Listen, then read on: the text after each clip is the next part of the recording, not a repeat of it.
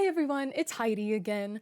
After posting the last video, I realized there are quite a few things that I forgot to mention about my general trip to Europe and things that I experienced just everywhere I went versus the US. So we are here with part 2.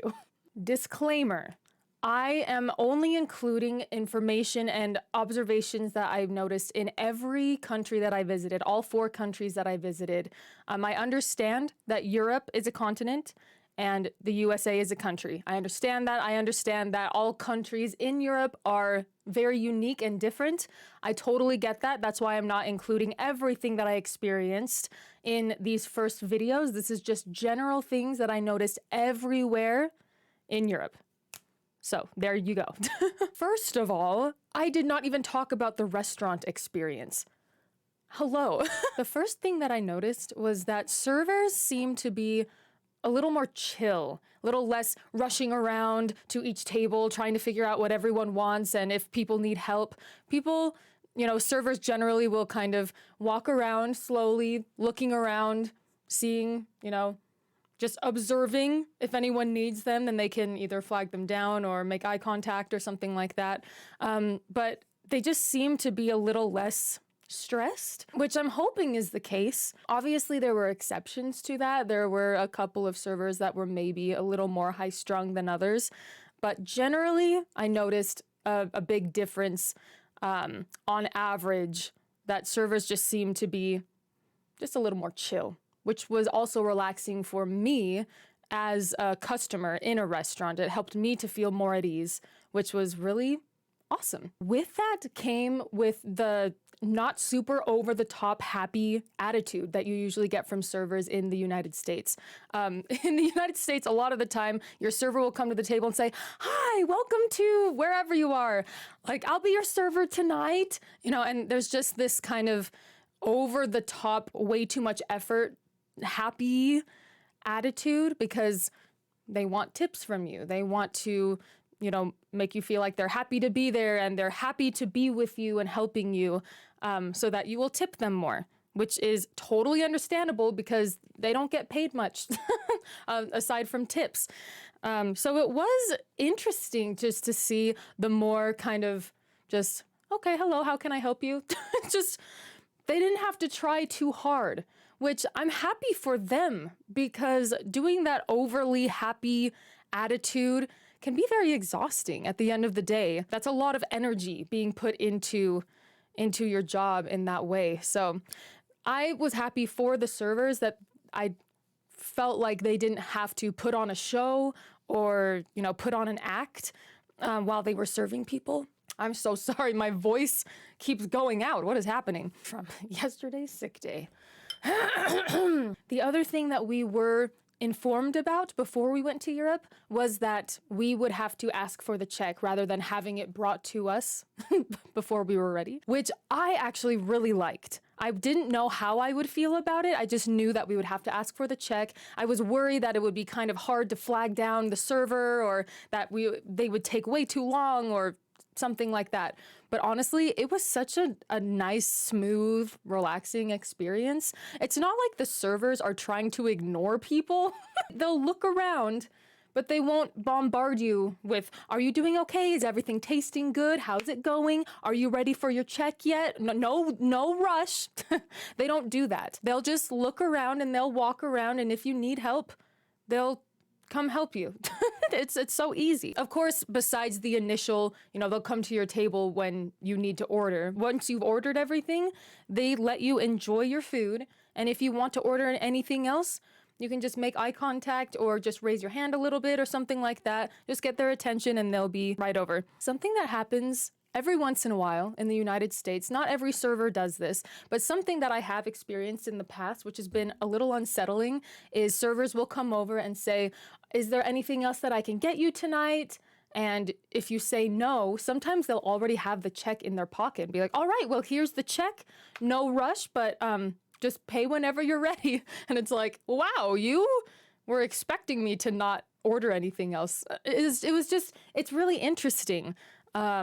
And even though they are always very, very nice about it, it does seem like they're kind of trying to rush us out of there. So that was really nice to not experience. to be honest. I really liked it. HailHeidi actually didn't like that so much. He kind of likes the more fast-paced restaurant experience, which I don't understand why. But when we first met, I would have eaten 2 bites and he ate his whole dish. So he's slowed down eating and I've sped up a little bit, but it's just different ways that we grew up, I guess. But I personally liked that a lot. Something else that was really nice was that, yes, taxes were included in all of our prices. Whether you are looking at a shop or at a restaurant, the price that's on the menu is the price that you're going to pay, no added taxes or things like that. It was lovely. That made things so much easier. You could accept what you were paying a little bit better. There's none of this, oh, I'll take the $14 meal. Okay, that will be $16 at the window. Okay, thank you. Now that I think about it, I don't think we saw any drive-through food options. I didn't think about that before, but I don't think... Do you guys have drive-thrus out there? I don't think I noticed any. Sometimes it would be nice to be able to just stay in your car, order food so you can drive and go. But at the same time, I really loved walking. I loved walking after meals especially. I feel like it, I don't know, helped me digest better or something. I just felt better. And HailHeidi can attest to this. He really liked walking after meals too. Sometimes after you have a big meal and you just sit, sometimes you can just get so bloated. I don't know. So it was really nice to be able to just move around a little bit more. So I kind of liked having to walk into a restaurant and having to walk back, I don't know, to our Airbnb or maybe to the car or something like that. Not having drive-thrus didn't really bother me. I never thought about it. But also we weren't really driving, so I don't know. What do you guys think? Do you like drive-thrus or not? Or have you experienced them before? What are your thoughts? Something that was really nice and interesting and very different from the United States is we never were presented with an option to tip. Something that happens a lot, and it's happening more and more in the United States, is even if you are just ordering ice cream, just from a counter, you tell them the ice cream, they get your ice cream together, you pay for it. Usually on the screen, it will say, tip, and it will have options of 5%, 10%, 15%, 20%, or like a custom tip or no tip. And it's just awkward because you know that they're going to see your answer. And if they're scooping ice cream for me, I don't usually tip because it wasn't a service experience. They weren't waiting on me. It's just not, it doesn't make any sense to me. So I usually will say no tip. But sometimes when you do tip, and they turn the screen back around, they'll say, oh, thank you for the tip. So you know that they know. And it's just very awkward. It's not that they're doing a bad job. It's just, you scooped some ice cream for me. I don't know. Hopefully your employer is paying you to do that. I think that maybe one time the little machine asked for a tip or something like that. But otherwise, we never experienced anything like that. It was cool. Tipping is really outrageous here in the USA. And so that was just kind of refreshing to not have to deal with that. Every once in a while, you can give an extra euro or something like that. But the pressure was not there, and that was really amazing. Something else I forgot to mention is that at the airport, in European airports, you don't have to remove your shoes. We have to do that over here in the US. Did you guys know that? Because I thought that was just normal everywhere. You have to remove your shoes when you're going through security. And you put your shoes in the little bins that go through the x-rays. We did not have to do that in Europe, and that was actually really, really nice. Because first of all, it's kind of gross. And then you just save time. I feel like just security in European airports are just usually a little more chill than US airports. That's kind of the feel that I got. Every once in a while, you'd have a security guard, being a little intense with you, but it was just a lot smoother to go through security in Europe, from my experience. And I will share the story of how we found out about that in the Paris video. It was actually funny and embarrassing. Something else that I personally really liked about just everywhere we went in Europe is the drinking culture is a lot more chill. Here, especially coming from the state of Utah, where alcohol regulations are ridiculous. You can't buy hard liquor in the grocery stores. You have to go to one of the state liquor stores to get that, and they're not open on Sundays, and they close at 10 p.m. and it's very difficult to import alcohol into the state of Utah. Other states are a lot more lenient with that kind of stuff, but a Utahn going out to Europe and just seeing alcohol everywhere and people just drinking at the metro stations, and it's just part of their everyday life. I thought it was really nice. It was very rare that you saw anyone staggeredly drunk. Usually people knew how to handle themselves for the most part, and it was just, everyone could just have a nice time, and there wasn't any judgment around drinking like there is here. I feel like if we drank the way we did in Europe, here, we would be considered alcoholics for sure. It was fun to go into a cafe or something like that, and there would just be alcohol. You can just order a glass of wine with your, I don't know, cannoli. Something else that I noticed, but I didn't really get a good grasp on, I think, is, at least from my experience, it seemed like there were more people smoking. I don't know if it was more so than in some bigger cities in the United States, but I definitely noticed that a lot of people were smoking everywhere we went.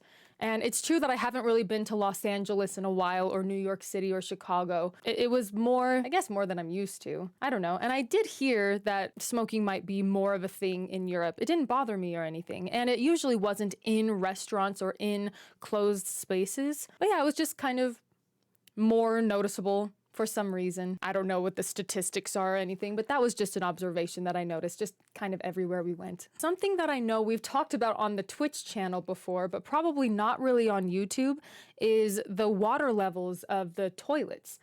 Here in the United States, the water level is much higher and it kind of covers a lot of the bowl. But in Europe, every toilet that I experienced, it was much lower. It was kind of, the water went up to around where the hole is, but it didn't really cover any more of the bowl, if that makes sense. I don't know if that's saving more water or if it's not. I don't really know exactly. It seemed like maybe the holes were a bit bigger. Maybe it was an optical illusion, I'm not sure, but it seemed like the holes were a bit bigger in Europe, which maybe is helpful for flushing. I have no idea, but it was interesting. It was just a little bit different. I don't know if I would have noticed so much if people didn't already tell me about that. But yeah, if you guys know much about that and if there are certain benefits of that, let me know. One of the only differences that I noticed was that it was maybe easier to leave streaks in the toilet, if you know what I mean. That's all I'm gonna say about it. That's all. Maybe just more than I've noticed in the US. But let me know what your experience is. And of course, I will mention the bathroom stalls in general were a lot more coverage, less space underneath the stall. I felt like I had a lot more privacy, of course, even though I'm noticing new places that are being built, at least here in Utah, usually the stalls will have a little more coverage now. The Salt Lake City airport has that. I've been to a couple of newer restaurants that they remind me of European stalls. And I'm really excited that maybe the United States is kind of catching on that might be a good idea. So fingers crossed that keeps happening. Let me know if you're from another city or another state in the United States. Let me know if this is also happening where you are too. But yeah, that was nice to just never have to worry about that. I never struggled with spaces, in between stall doors and stuff like that. Never ever had to worry about that. All right, that should be it for what I generally experienced in Europe versus the United States. You should be seeing a little more actual video footage in the more country-specific videos that I'm going to be putting out in the next little bit. So look forward to that. I know that some of you were asking about that, so I wanted to let you know. I'm not going to lie, I didn't get as much video footage in general as I was expecting to. It was very important for me to just take it all in in the moment rather than having to hold a camera up. Even with HailHeidi holding a camera up, it was both of our first times in Europe. So it was nice to be able to just really take it all in, and I'm really enjoying talking about my experience with you. We did get some video footage, but it was really important for me to experience it without having to hold up a camera, if that makes sense. But thank you so much for watching. I really appreciate you guys being here. I will see you in the next video. Bye, guys!